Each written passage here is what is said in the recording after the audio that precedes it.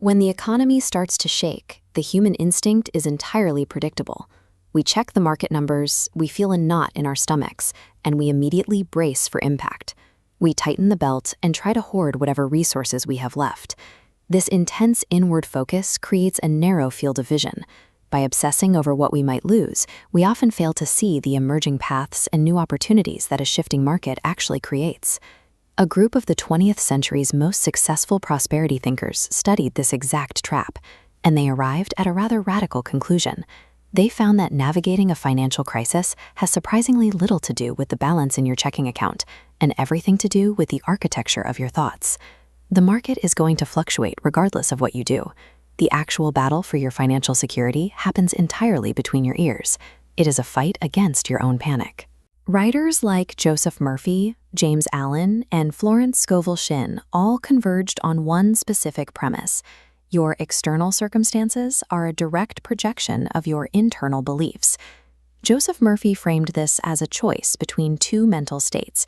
You can fall into poverty consciousness, a restrictive loop driven by the constant fear of not having enough, or you can cultivate wealth consciousness, an expanding cycle that views resources as a constant flowing tide that is always available.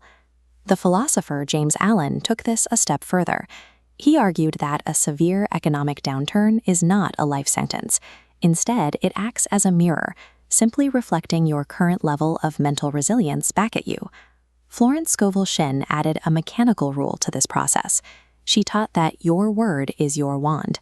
If you constantly complain about going broke or vocalize your financial anxiety, you are actively instructing your mind to seek out failure. You can have the most sophisticated investment strategy on paper, but if your baseline operating system is wired for fear, you will inevitably sabotage yourself. Controlling your internal narrative is the mandatory first step before any practical action can succeed. But simply thinking optimistic thoughts won't pay the rent.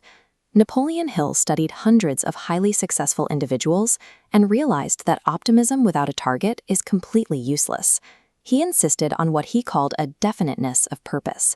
This means defining a highly specific, measurable goal. When you lock on to a single target, you train your brain to filter out the noise and recognize the specific resources and people required to get there. Of course, in a tough economy, you are going to hit walls.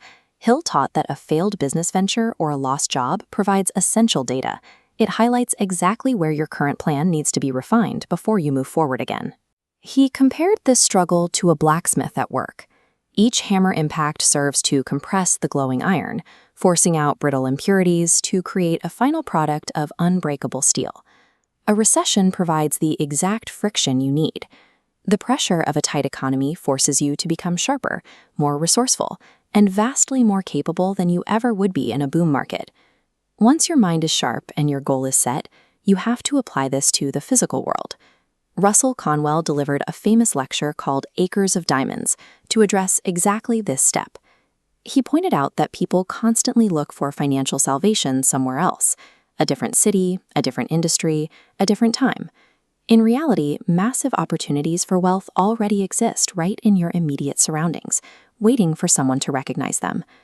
To actually harvest those local opportunities, you need a daily mechanical habit. George S. Clason mapped this out using the ancient financial systems of Babylon. The central rule is brutal in its simplicity. You must keep at least 1/10 of everything you earn. Before the landlord gets paid, before anyone else collects a dime, you slice off 10% and you lock it away. This protected segment functions as your primary engine for growth. When you treat this capital as a permanent investment base, it begins to work for you, multiplying your wealth automatically through compounding. You can have perfect focus and an unshakable mindset, but without the rigid discipline of paying yourself first, the math simply will not work. This daily action bridges the gap between wanting to be rich and actually building wealth. Building real security is an ecosystem. Your internal thoughts spark the initial direction, a definitive purpose drives you forward through the friction, and strict daily habits construct the actual financial reality.